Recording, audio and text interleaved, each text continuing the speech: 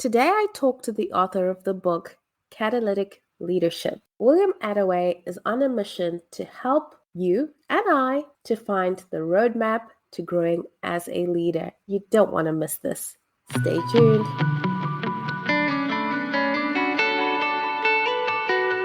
Welcome to Reinventing Perspectives. Today we have an amazing guest. We have William Attaway, and William is the founder of Catalytic Leadership, a company that helps leaders to grow intentionally and helps leaders to thrive. We're so excited to have you here, William. Please let us know who you are and what you're about. Priscilla, first, let me just thank you for having me on your show. It's just an honor to be here. I am a leadership coach. I'm a pastor. I have been for the last 25 plus years. But before any of that, I'm a husband and a father. I've been married to my wife for 24 years. We'll celebrate 25 later this year. And we have two daughters. One who's just graduating high school later this week, actually, as we record this, and one who's finishing up her freshman year. That's a little bit about me and who I am. What is Catalytic Leadership? I wrote the book earlier this year by that name because that has been a theme that has been running in my life really since the early days. I had a high school teacher who saw something in me that I didn't see in myself and invited me to start to develop that and learn and grow. And that started a journey that has never stopped. I was hooked and I became a student of leadership. Read as much as I could. I learned as much as I could from as many people as I could. And that has been a process that's really carried me my entire life. As I began to learn and grow and move toward college, I thought I wanted to go into pharmacy. Started down that track and made it a year and a half until I got to organic chemistry. And then I decided this is not what I want to spend the rest of my life doing. So I said, I got to change gears here. But in my very brief chemistry studies, I discovered the power of a catalyst. A catalyst is something that you introduce to create significant change. It accelerates or incites significant change or action. And that creates a significant impact. As I've reflected on that over the years, I think about all the great leaders that I've learned from. And in every case, they are catalytic. They want to make a significant impact. They bring significant change. And they accelerate change. They incite change. That's what it means to be catalytic, from leaders in education to leaders in the government sphere, government contractors, from people who are solopreneurs and entrepreneurs to people who are in the C-suite of large corporations. In coaching all of these different leaders from various and sundry different places, what I've discovered is that there are principles. And so the book's capturing 12 of those from all of those coaching conversations over the years and from my own journey. My leadership journey has extended now over 30 years. And that has obviously a lot of learning in that process for me. But it also captures principles that I've learned as I'm coaching other leaders from their contexts. And so what I've tried to do is capture those in such a way that it feels like we're having a conversation over coffee across the table. And I wanted it to feel that conversational so that other people could benefit. As I look through the principles in the book, there are a couple that do jump out. The first one in the book, the one that I think is the non-negotiable when it comes to catalytic leadership, or really leadership of any kind, is what I call an intentional teachable spirit. Choosing to see every circumstance, every environment, every opportunity, everything that happens in your life as a teachable moment. What am I going to learn from this? I think you can learn something from anybody. Sometimes you learn what not to do. It's all about your mindset. It's all about your perspective. And so choosing to have a teachable spirit is the beginning. That's the one non-negotiable when it comes to catalytic leadership. Another one is discovering your wiring. Every one of us is created on purpose, for a purpose. We have specific wiring. We are designed in different ways. You and many of your listeners might be familiar with the Myers-Briggs, right? And you look at this and it defines a little bit about your personality. You might be familiar with the DISC profile, right? It defines a little bit about your personality, or the Strengths Finder, or Patrick Lencioni's new one, the Working Genius. Your wiring is your skills, your gifts, your talents, your personality, all the things that make up you. But your wiring is different than mine. Understanding and discovering your wiring is key, because how on earth can you get better if you don't understand what the benchmark is, where you start, right? If I'm an introvert, if I'm a natural introvert, if I try to force myself into the shoe of an extrovert and force myself into that mold, I might can do it for a season, but it's not who I am. When we're young leaders, we will often try to copy people that we admire, right? We try to emulate them. I've watched people emulate them in everything from how they speak to how they dress. Over time, you have to discover your own wiring. You have to learn how you are designed, and you have to lean into that and focus on being the best version of you. But it doesn't stop there. That's where it starts. But then as a leader, you have to discover the wiring of those you lead. All of my direct reports, for instance, I meet with every week. And some of those conversations focus around, what's in your heart? What are you aiming at? What are your goals and your dreams and your passions? I think my job as a leader is to help you achieve those. So let's talk about how we can get there. What do you want to do? Where do you want to go? Maybe it's in this organization. Maybe it's not. Maybe you have something even bigger. Great. My job as a leader is to pour into you and invest in you and help you to develop. And you know what I've discovered over time, and what so many of the leaders I've coached have discovered? That when you walk into those conversations and you begin to discover the wiring of those you lead and begin to lift them up and help them move toward their goals, they work harder than ever for the organization they're a part of, because they feel seen and invested in. They feel like that you see them as more than just a cog in the machine of the organization, but you see them as a person, a 3D person who has hopes and dreams beyond what they do. What really caught my eye when I was learning about you is that word catalytic. And I realized that's it. That's what you want to be as leader, because there's so many theories out there about leadership and so many ideas of what it means to be a leader. But I thought this one I felt was something extra special. I love everything you said. I could have commented on everything. Thank goodness my voice was going away, so it stopped me from doing that. So that was a good thing. I'll start with this. Since our audience is early entrepreneurs and you may be starting to get a team and starting to experience yourself as a leader, maybe for the first time in that sense of a business leader, and you're looking at how to unlock potential in your team. How do you unlock potential in your team? Because I think for the first team you start off, early entrepreneurs, you probably can't afford the most experienced person. Right. But you can afford the most passionate person. Yes. And now it's your job now to really, really unlock that potential that you see in them. And how do we do that? I think that starts with listening. It's a very underrated leadership skill, but one that you have to have. You have to listen, and you have to listen to more than what is said. You have to listen to what's under what is said. And that takes time. You have to get to know somebody. You have to see them as a 3D person. You have to see them as a person who has a life outside of what they do for you. And I've discovered that when you do that, that makes a big difference in the dynamic. I work a lot with young and emerging leaders. There's just so much potential there. And I think that's partly because, someone once saw potential in me and wanted to invest in me. And so I've tried to do that with other people, to see potential in them. If you as the leader begin to see potential in those you're leading, when you begin to invest in somebody in that way, you begin to give them opportunities to learn and to grow and to thrive, whether it's a book you're going to read together and then discuss, or a workshop or a seminar or a conference you're going to attend together and then discuss. Whatever it is that you're going to intentionally choose to do, that communicates value to somebody that you're leading, that you value them. More than just what they do. You value them as an individual. You value them as a member of your team. You value them as a person. And I think that goes a long way with what you're talking about. When you said that making an investment in someone, that's it. Because you can't expect a return from someone without making an investment. That's right. And I want to ask you about your leadership journey. Like, how did you get to this point, to where you are teaching catalytic leadership? Nobody did everything on their own, right? People invested in us. People saw something in us. People spent time with us. I think it started with me going to that first conference, somebody choosing to invest in me and say, I want you to experience something you've never experienced. And that began a thirst and a hunger in me to learn more and to grow more.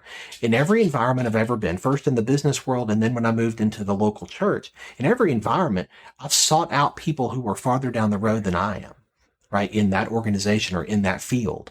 And I would offer to buy them coffee or buy them lunch. And I would come with a list of questions. I just wanted to pick their brain, so to speak. I'm not going to live long enough to make every single mistake myself. I want to learn from as many other people how to avoid some of the ditches that they stepped in. So maybe I won't step in that ditch. There's plenty of ditches of my own that I'll step in, right? But if I can learn and I can grow by listening to other people, by asking the right questions, I might find the right answers. So that's been a part of my journey, listening and learning from as many people as I could about as much as I could. Sometimes that's through their books, through their writings, or through their speaking. Sometimes I get to do that in person, like I say, over coffee or over lunch. However it is, I want to avail myself of every resource I can to learn as much as I can, because I think then and only then Am I equipped to begin not only to implement what I'm learning, but also to pass it on to other people? I think we have a choice as individuals, as leaders. We can either be a reservoir of everything that other people have invested and poured into us and hold it all in for ourselves, or we can be a conduit of that. And we can allow that to flow in us and through us to other people around us for their benefit, not just ours. I think when we choose that path, when we choose to be a conduit and not just a reservoir, I think that makes a tremendous difference in the lives of those around us. But it also drives it deeper in our own heart, in our own mind, and in our own leadership. I'll take you back a little bit. When you talked about one of the principles being understanding your own personal wiring, that was very interesting to me, and I think really, really important to our audience of listeners. How does your personal wiring impact your leadership? And I think a lot of times we see this negatively, and I'm sure this can also be positively as well. Understanding your wiring is the first step to leveraging it for the benefit of the team and the organization you're a part of. But you have to understand it first. Like I said before, the temptation is to want to be like somebody else that you admire. And so you begin to try to wear their persona or wear their skills and their gifts and their personality. You can do that for a time, but not forever. You have to be you. You have to be the best version of you. There's already one of them. We don't need two. So you have to learn to be you. That's discovering how you are wired. What's your personality? An introvert trying to be an extrovert or an extrovert trying to be an introvert, that's not helpful at all, right? Because you're not being authentic. And authenticity is a key factor when it comes to leadership, particularly catalytic leadership. You have to be authentic. You have to be real. If you're not being real, people will smell that 10 miles away. And they won't want to be any part of it.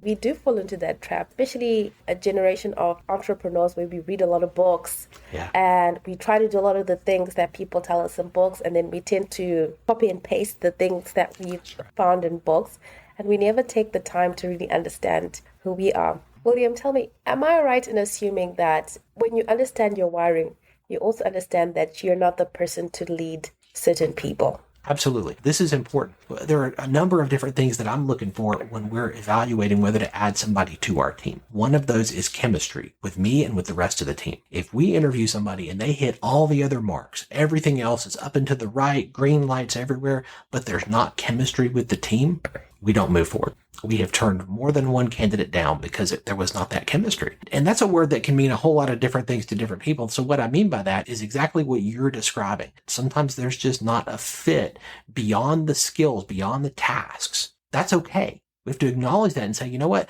They're not a good fit here, but they're a good fit somewhere. And if we try to force it here, if we try to force a square peg into a round hole here, we're going to end up frustrating them and we're going to frustrate ourselves. And that's not going to help anybody. Our goal is for it to be a win for everybody. The only way to do that is to be honest and say, hey, is this a good chemistry fit for us?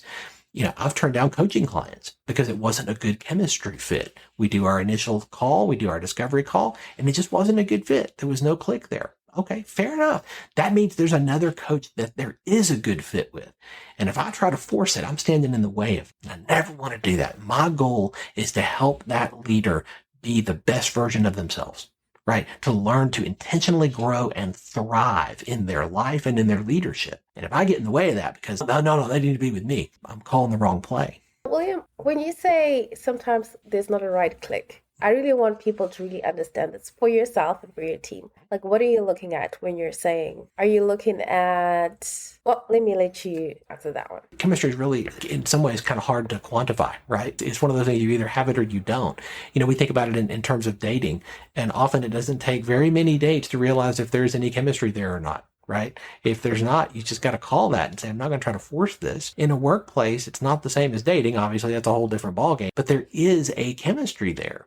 We like to laugh on our team. If we get somebody who comes in and sits and talks and they don't laugh, they don't joke around, they don't join the rest of us in our jolly mirth moment, that's an indicator. Hey, this may not be a good chemistry fit. On another hand, if we're focused on something serious and we're talking, in a little bit deeper level, and they're just cracking jokes the whole time in a way that doesn't fit, that's not a good chemistry fit there. If they are abrasive and harsh, to one of the members of our team or to me, that's a sign this may not be a good chemistry fit. There's a number of things you can watch and you can listen for, but you have to have your antenna up. You have to be listening and you have to be watching. I'm rarely as intensely listening and watching as I am when we're evaluating somebody coming onto our team, because every time you add someone to your team, you're changing the DNA of your organization. You're changing the DNA of the team because you're bringing someone else in who has all of their experience, all of their life, everything in their life is coming out and becoming part of your team. And that's going to change things.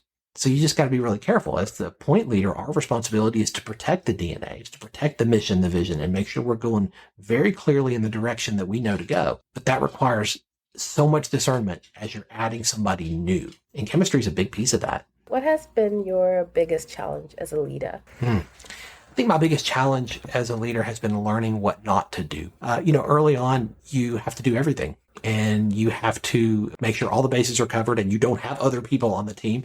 And so you have to do it all yourself. But no one is good at everything, right? No one is good at every single thing. We have to learn what we're not good at and we have to stop doing it as fast as we can. We need to focus on what we are good at. I heard Marcus Buckingham talk about this many years ago, and he talked about how we tend in our culture to focus on our areas of weakness and want to bring our areas of weakness up to a level that is, kind of par. Well, okay, I'm not really great in this area of my life, and if I work really, really hard at it, maybe I'll move from a D to a C. Okay, great. I can do C-level work. Fantastic. What Buckingham said, and I thought this was so well put, is instead, we need to be focusing on our strengths. We need to focus on the things that we are great at, and we need to pour our time and energy into those things. So maybe we'll move from an A to an A plus, right? You can move from being above average to world class if you focus on your strengths. The only way to do that is to stop doing things as fast as that you're not great at. That was a big challenge for me to learn. Hey, I'm going to intentionally choose to develop and focus my time in such a way that I'm focused on the thing that only I can do, the things that are my greatest contributions to our team and to our organization. When I made that shift, that made a big difference. And I think our audience will be nodding and saying, okay, that's it. That's what we're trying to do. We're trying to be world-class at something and not see at everything. Yep. So this is great. As a leader, you see, so many situations where maybe over time or you do something that causes you to lose the respect of the people that you're leading, whether that's in your personal life or in your professional life. How do you move forward as a leader in such situations? I think it was Carey Nieuwhof who said that character is built over a lifetime and is lost in a matter of minutes. And I think that's so true. Nobody will ever pay you, he said, to work on your character, but they will fire you if you don't. I think that is true. And too often in the life of a leader, we don't think about that as much as we should. We don't think about the internal work, not just on our skills and abilities, and those are important, and we should work on those things. But the character is the core. That's another thing we look for in team members that we're looking to hire. Is there a core character? Is it solid? That matters a lot because it doesn't matter what field you're in. Obviously, leading in the local church, that's a big deal. But leading in business, it's also a big deal. And leading in nonprofit world, it's also a big deal. And leading in education, it's also a big deal. It doesn't matter what you do. Character is a big deal. We have to acknowledge that. We have to see that and call it out and say, this is something that's really going to matter to us. I think that when you don't do that, when you say, well, this area of my life is not going to affect this area. And yeah, my home's falling apart, but I'm still going to be world class at work. We are trying very hard to lean into a myth. It's a myth that I call compartmentalization. In America, at Thanksgiving, we have a lot of food, right? It's a celebration of Thanksgiving and gratitude. And we celebrate with just massive amounts of food. And there are these plates that they sell that have little compartments in them. So you have a compartment for your main dish and a compartment for your sides. And there's these little walls that are between them so your food doesn't touch. That's a wonderful thing. I like that. I don't like my food to touch. I'm one of those people. I think that every food has its own flavor and it should be enjoyed. I know it all gets mixed. I get that. But up here, I want to taste it individually. We think our lives are like that plate sometimes. That there are these walls that separate the different parts. And what happens over here doesn't touch what happens over here. Guess what? That's a myth. The fact is, we are unified creatures. And everything touches every other thing. Every part affects every other part. And if you think what happens at home doesn't affect what happens at work, or that what happens at work doesn't affect what happens at home or in recreation or any other part of your life, you're buying into a myth.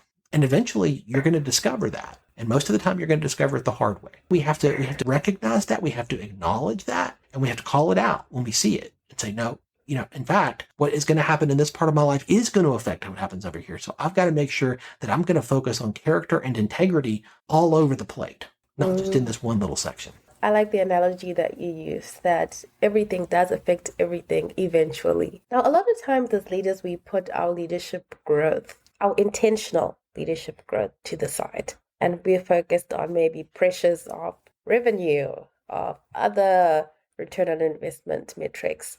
How do we kind of begin to drive that people's desire to intentionally grow and thrive in that way? I think part of it is being intentional about it and saying that nobody is ever going to prioritize our development as a leader. Nobody's ever going to prioritize that except me. And nobody's ever going to prioritize yours except you.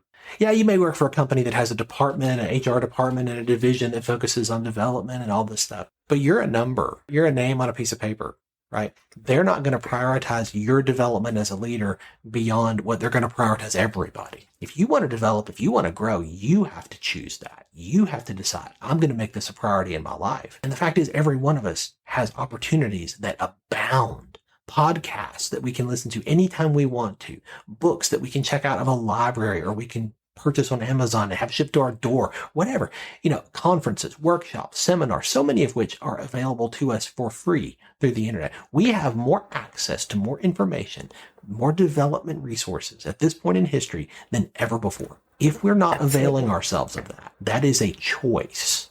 It is a decision. And what I challenge leaders to do is choose wisely here. The investment you make today will bear fruit in a year, 5 years, 10 years. Do you want to be a stronger leader 10 years from now? It starts today. You can't wait 10 years and say, I'll start then.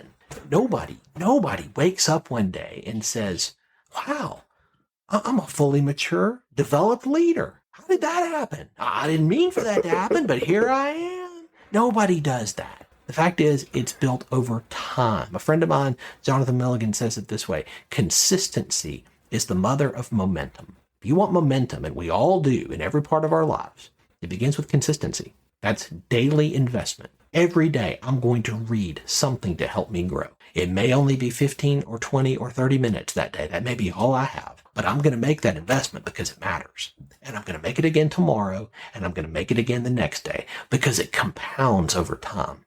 Don't let what you can't do stop you from doing what you can. Start where you are and take a step. They are great words. Now, since we've been talking about books, what is the number one book that you would recommend, William, to a new entrepreneur? I think one of the most formative for me has been Jim Collins' book, Good to Great, and the one just before that he published, Built to Last. Both of those talk about organizational health and dynamics in ways that I found incredibly enlightening and helpful. And as far as the development of teams, the development of an organization from wherever you are. You really can't pick up any book by Patrick Lencioni and not benefit from it. His books on organizational health and development, fantastic. And I think entrepreneurs can benefit. Death by Meeting is one of my favorites of his. Often we find ourselves in meetings and those meetings can feel interminable if they're not done well. And so many of them aren't. And his book, Death by Meeting, was so incredibly helpful when I was trying to craft how we're going to do meetings. Mark Miller is another one. Mark Miller was the Vice President of Leadership Development at Chick-fil-A, and so many great books around development. It's hard to pick just one because there are so many good ones, but those three authors, you really can't go wrong if you start with them. Jim Collins, Patrick Lencioni, and Mark Miller. Oh, thank you for those recommendations. I can tell that you're a passionate reader. Very much. Well, thank you so much for sharing catalytic leadership with us, William. Please, my last question is always, what has faith meant to you on your journey? I'm a pastor, and I've been a pastor for 25 years in the local church. And that has informed so much of how I lead and what I lead. Obviously, leading in the local church is very different than when I led in the business world, or how I lead as a leadership and executive coach for my own company now. That is the foundational bedrock, is how I would describe faith. It is the starting point. If you were to take that away, everything else crumbles. It is the single most important thing in my life, my relationship with my Heavenly Father. And so I think that informs everything I do, everything I say, every way I coach and write and lead. It's that foundation. It's that core to who I am. Thank you for sharing that with us, William. Now, to the audience, please get a copy of this book, and you can go to www.catalyticleadershipbook.com. Now, William, I think you have something special for podcast listeners, so I'll let you tell us about it. Yeah, if you go to that website, catalyticleadershipbook.com, I would love to put a copy of this book in your hands for free. If you're in the continental U.S., you pay the shipping and handling. We'll get you a physical copy of the book. If you're outside the continental U.S., then you can get a digital copy of the book. But in either case, that same website will get you either way. I want to put this in as many hands as I can. And so I'm offering your listeners a free copy of the book because I want to see leaders choose to intentionally grow and thrive, choose to be catalytic. And I think it starts by learning and benefiting from the wisdom of other people. And in this book, I've tried to capture so many learnings that I've picked up over the years from others and from my own journey that I want to share with as many people as I can. I'm getting my copy because Catalytic Leadership, that's the way. Thank you so much, William, for your time. And audience, please make sure you make use of this resource and let's intentionally grow and thrive as leaders. Thank you. Thank you, Priscilla. For more information, freebies, and clips from various episodes, please follow us on Instagram at Reinventing Perspectives or go to our website, www.reinventingperspectives.com. Thank you so much for your time. We absolutely value your time, and even more, we value your feedback. Don't forget to leave us a review. Thank you so much, and see you again next week.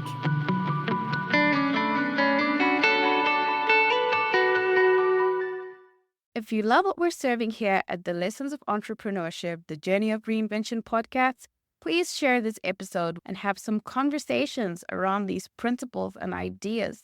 There's nothing better than talking business with a fellow business bestie. Bring some inspiration to your entrepreneurship journeys. And as always, thank you so much for listening in, and see you soon.